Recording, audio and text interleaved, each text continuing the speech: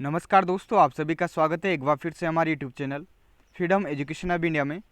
तो दोस्तों, अपन राजस्थान जीके के अंतर्गत आर्ट कल्चर से संबंधित दोस्तों जो टॉपिक आता है राजस्थानी भाषा और उसकी बोलियां, उसी टॉपिक का अध्ययन कर रहे थे दोस्तों। ये टॉपिक अपने कंप्लीट होने वाला है दोस्तों। इस टॉपिक से संबंधित दोस्तों ये अंतिम वीडियो है जिसमें अपन बात करेंगे दोस्तों राजस्थान के प्रमुख साहित्यिक एवं कला संस्थान, इनके बारे में जानेंगे दोस्तों। यहाँ से दोस्तों अपने राजस्थान के जो भी विभिन्न एग्जाम होते हैं उनमें क्वेश्चन पूछा जाता है दोस्तों। तो ये वीडियो काफ़ी महत्वपूर्ण है आपके लिए और आगामी जो भी आपकी प्रतियोगिता परीक्षाएं होगी उनके लिए। अपना जो चैप्टर है दोस्तों ये आज कंप्लीट हो जाएगा। इसके बाद अपन दोस्तों इस टॉपिक से संबंधित दोस्तों अभी तक जो भी क्वेश्चन पूछे गए अपने राजस्थान के विभिन्न एग्जामों में उन क्वेश्चनों को करेंगे, ठीक है, जिससे आपकी प्रैक्टिस भी हो जाएगी और आपका रिविज़न भी हो जाएगा। तो सभी विद्यार्थी इस क्लास को अच्छे से देखिएगा दोस्तों। तो सबसे पहले अपन बात करेंगे दोस्तों जो अपने पास कला एवं संस्कृति विभाग आते हैं अपने राजस्थान में, उनके बारे में जानेंगे। सबसे पहला आता है दोस्तों अपने पास जो नाम आता है वो आता है राजस्थान अभिलेखागार। जो अपने राजस्थान में राजस्थान अभिलेखागार है दोस्तों वो बीकानेर जिले में स्थित है। दूसरा आता है दोस्तों राजस्थानी भाषा साहित्य एवं संस्कृति विभाग। जो राजस्थानी भाषा साहित्य एवं संस्कृति विभाग है दोस्तों ये बीकानेर जिले में स्थित है। इसकी जो स्थापना हुई थी दोस्तों 1983 ईस्वी में हुई थी। और जो यहाँ से क्वेश्चन पूछा जाता है दोस्तों वो ये पूछा जाता है कि जो पत्रिका है जागती ज्योत ये कौन से विभाग के द्वारा प्रकाशित की जाती है।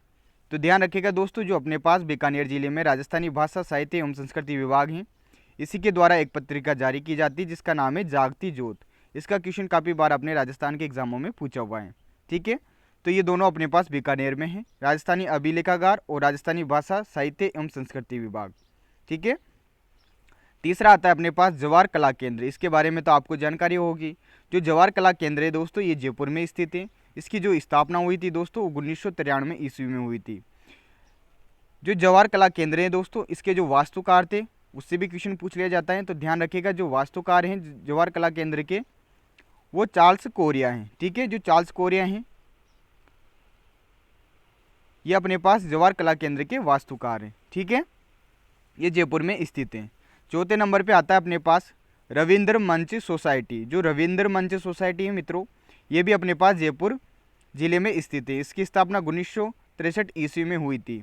ज़्यादातर मित्रों जो क्वेश्चन आता है वो इनके केंद्र से पूछा जाता है कि रविंद्र मंच सोसाइटी कहाँ स्थित है, तो आपका उत्तर रहेगा जयपुर में स्थित है। इसी प्रकार से ज़्यादा क्वेश्चन पूछा जाता है। अगला है अपने पास जयपुर कथक केंद्र जयपुर। जो जयपुर कथक केंद्र है दोस्तों ये जयपुर में स्थित है। इसकी स्थापना दोस्तों राज्य सरकार द्वारा 1978 ईस्वी में की गई थी। अगला है मित्रों 6वें नंबर पर राजस्थान ललित कला अकादमी। जो राजस्थान ललित कला अकादमी है मित्रों ये भी अपने पास जयपुर जिले में स्थित है। इसकी स्थापना 1957 ईस्वी में की गई थी। 7वें नंबर पर आता है अपने पास राजस्थान पुरातत्व संग्रहालय विभाग। जो राजस्थान पुरातत्व एवं संग्रहालय विभाग है दोस्तों ये भी अपने पास जयपुर जिले में स्थित है, ठीक है। अगले नंबर पे आता है अपने पास 8वें नंबर पर राजस्थान संगीत संस्थान जयपुर। तो जो राजस्थान संगीत संस्थान है ये भी अपने पास जयपुर में स्थित है जिसकी स्थापना 1950 ईस्वी में की गई थी।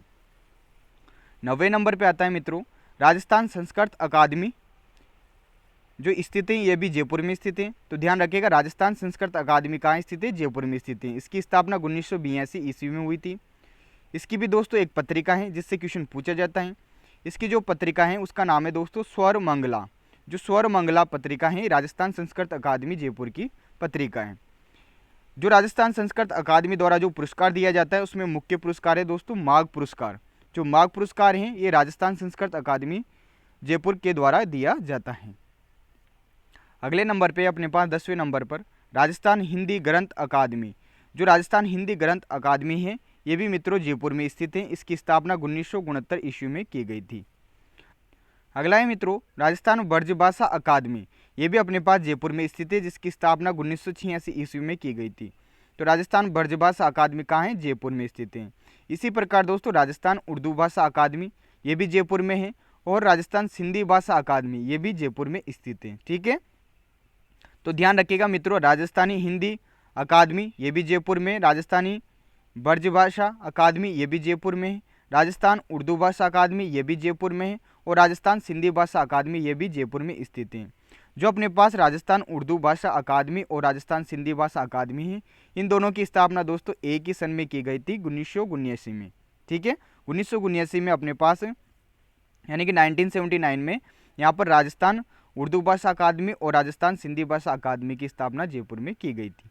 ठीक है, अगला आता है अपने पास जो संस्थान आता है वो आता है राजस्थानी शोध संस्थान।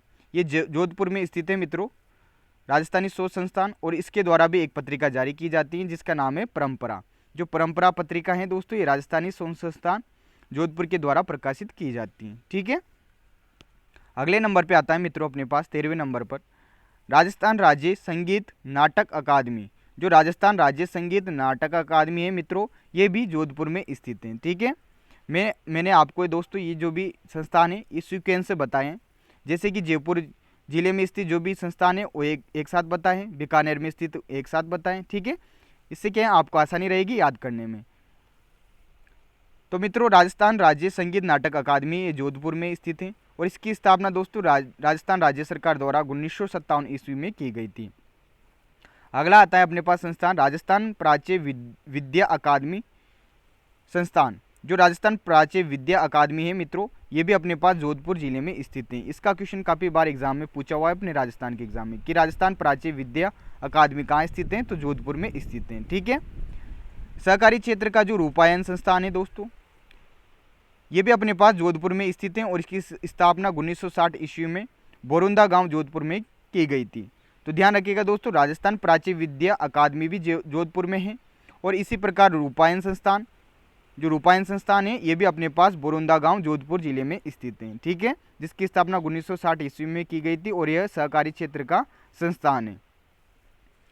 अगला आता है मित्रों अपने पास 15वें नंबर पर मौलाना अब्दुल कलाम आज़ाद अरबी पारसी शोध संस्थान। ये टोंक जिले में स्थित है दोस्तों। इसका भी क्वेश्चन काफ़ी बार पूछा हुआ है। क्वेश्चन कैसे आया है कि अरबी पारसी शोध संस्थान राजस्थान के कौन से जिले में स्थित है, तो आपका उत्तर रहेगा मित्रों टोंक जिले में। ठीक है, अगला है अपने पास भारतीय लोक कला मंडल। जो भारतीय लोक कला मंडल है दोस्तों, ये उदयपुर में स्थित है। तो ये भी इंपॉर्टेंट है, यहाँ से भी क्वेश्चन आया हुआ है।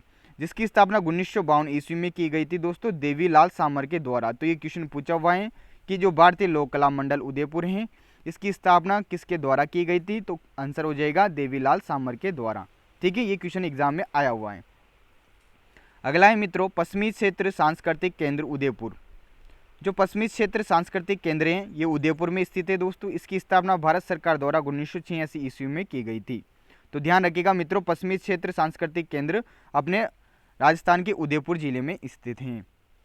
अगले नंबर पे आता है अपने पास जो संस्थान आता है वो आता है दोस्तों राजस्थान साहित्य अकादमी। जो राजस्थान साहित्य अकादमी है मित्रों, ये भी उदयपुर में स्थित है। ठीक है, इसकी स्थापना दोस्तों 1958 ईस्वी में की गई थी। इसकी भी एक मासिक पत्रिका है दोस्तों जिसका क्वेश्चन एग्जाम में पूछा जाता है, मधुमती। जो मधुमती है राजस्थान साहित्य अकादमी उदयपुर की मासिक पत्रिका है। ठीक है, और दोस्तों अपने पास जो राजस्थान साहित्य अकादमी है इसी के द्वारा पुरस्कार दिया जाता है जिसका नाम है दोस्तों मीरा पुरस्कार। ये मीरा पुरस्कार राजस्थान साहित्य अकादमी उदयपुर के द्वारा ही दिया जाता है। ये क्वेश्चन भी एग्जाम में पूछा हुआ है। और दोस्तों जो राजस्थान के प्रथम सम्मानित व्यक्ति थे मीरा पुरस्कार से वो रामानंद तिवारी थे। तो ये क्वेश्चन भी एग्जाम में पूछा हुआ है। तो ध्यान रखिएगा, जो भी इंपॉर्टेंट फैक्ट थे राजस्थान साहित्य अकादमी उदयपुर से संबंधित वो मैंने आपको साथ के साथ बता दिए। ठीक है, तो ध्यान रखिएगा राजस्थान साहित्य अकादमी उदयपुर में इसकी स्थापना 1958 ईस्वी में हुई थी। मासिक पत्रिका मधुमती है और जिसका सर्वोच्च पुरस्कार है वो मीरा पुरस्कार है।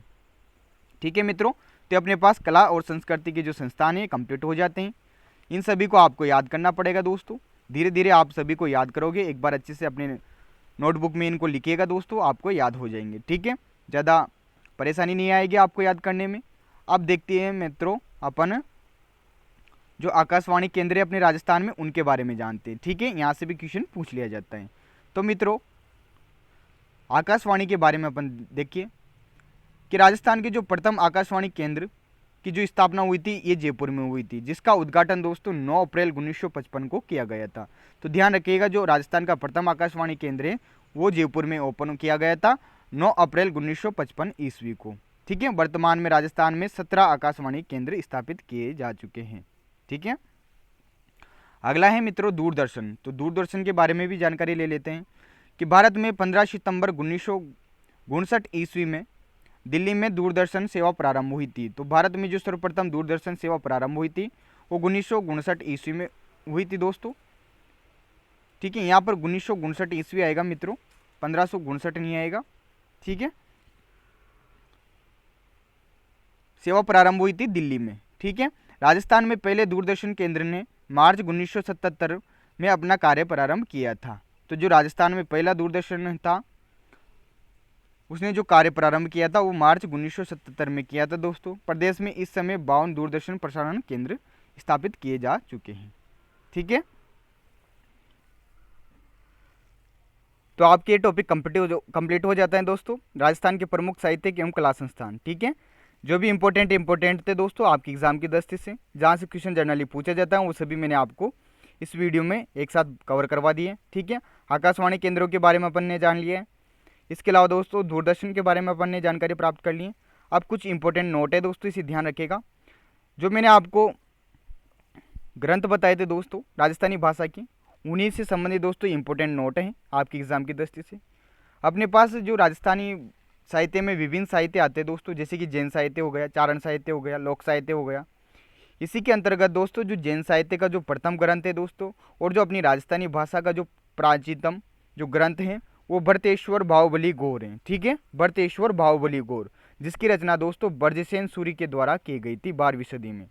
तो ये इंपॉर्टेंट है, ध्यान रखिएगा। जैन साहित्य का जो प्रथम ग्रंथ है राजस्थान में वो भरतेश्वर बाहुबली गौर हैं, और अपनी राजस्थानी भाषा का भी जो प्राचीनतम ग्रंथ है वो भी अपने पास भरतेश्वर बाहुबली गौर हैं, जिसकी रचना दोस्तों ब्रजसेन सूरि के द्वारा की गई थी 12वीं सदी में। ठीक है, तो इंपॉर्टेंट है, ध्यान रखिएगा, इसका क्वेश्चन एग्जाम में पूछा हुआ है। इसके अलावा दोस्तों अपन ने जिक्र किया था कोयलेमाला का, जो कोयलेमाला उद्योतन सूरि के द्वारा जो रचित ग्रंथ है कोयलेमाला, उसमें अपन ने देखा था कि उसमें जो 18 भाषा का जो उल्लेख हुआ था उसमें से एक अपने पास जो प्राचीन मरुभाषा है उसका भी उल्लेख हुआ था, जो मारवाड़ी थी उसका भी उल्लेख अपन ने उसमें देखा था। यानी कि अपन कह सकते हैं कि वो भी अपने पास ऐसा ग्रंथ है जिसमें अपन को राजस्थानी भाषा का उल्लेख देखने को मिलता है। परंतु जो अपने पास पूर्ण रूप से जो राजस्थानी भाषा का जो प्राचीनतम ग्रंथ है वो भरतेश्वर बाहुबली गौर है। ठीक है, जिसकी रचना ब्रजसेन सूरि के द्वारा की गई थी। इसी प्रकार दोस्तों एक और अपने पास लेखक आते हैं शालीचंद्र सूरि। जो शालीचंद्र सूरि हैं इनके द्वारा भी अपने पास जो पुरानी राजस्थानी भाषा का एक महत्वपूर्ण ग्रंथ है जो रचा गया था भरतेश्वर बाहुबली रास। ठीक है, भरतेश्वर बाहुबली रास, यह शालीचंद्र सूरि के द्वारा रचित ग्रंथ है, जो भी अपने पास पुरानी राजस्थानी भाषा का महत्वपूर्ण ग्रंथ है। ठीक है, तो ये इंपॉर्टेंट नोट है, ध्यान रखिएगा। तो आपके दोस्तों जो राजस्थानी भाषा साहित्य और उसकी बोलियों वाला जो टॉपिक है कंप्लीट हो जाता है। 4 वीडियो के माध्यम से अपन ने सारा टॉपिक कवर कर लिया है। पहले वीडियो में अपन ने पढ़ा था मित्रों जो भी अपने पास राजस्थानी भाषा की उत्पत्ति है उसके बारे में जाना था। इसके अलावा दोस्तों एलपीटेसी टोरी का वर्गीकरण पढ़ा था। फिर उसके बाद अपन ने पढ़ा था दोस्तों जो डिंगल पिंगल आता है अपने पास, जो राजस्थानी भाषा का साहित्यिक रूप आता है उसके बारे में जाना था। देन अपन ने स्टडी की थी दोस्तों जो अपने पास जॉर्ज अब्राहम ग्रीशियन आते हैं दोस्तों, जिन्होंने राजस्थानी भाषा के लिए सर्वप्रथम राजस्थानी शब्द का प्रयोग किया था। उन्हीं के द्वारा दोस्तों जो राजस्थानी भाषा का वर्गीकरण किया था वो पढ़ा था अपन ने। ठीक है, उसके बाद अपन ने दोस्तों जो प्रमुख अपने पास जो साहित्यकार आते हैं राजस्थानी भाषा के उनके बारे में जाना था, उनकी रचनाएं देखी थी। ठीक है, उनसे संबंधित जो भी एग्जाम की दृष्टि से महत्वपूर्ण फैक्ट थे वो जाने थे। और आज का जो अंतिम वीडियो था इसमें अपन ने पढ़ा है जो राजस्थान के प्रमुख साहित्यिक एवं कला संस्थान है उनके बारे में अपन ने अध्ययन कर लिया है। आपके टॉपिक कंप्लीट हो जाता है, सभी अच्छे से रिवाइज कर लेना दोस्तों। इसके बाद जो नेक्स्ट वीडियो रहेगा उसमें इस टॉपिक से संबंधित दोस्तों जो भी क्वेश्चन है जो अभी तक अपने राजस्थान के विभिन्न एग्जामों में पूछे गए हैं उनको मैं आपको प्रैक्टिस करवाऊंगा। ठीक है, तो आशा करता हूं दोस्तों आपको ये वीडियो अच्छा लगा होगा, काफ़ी अच्छे से सभी चीज़ें आपको बताई हैं दोस्तों। तो मिलते हैं अगले वीडियो में, तब तक के लिए धन्यवाद। जय हिंद, जय भारत।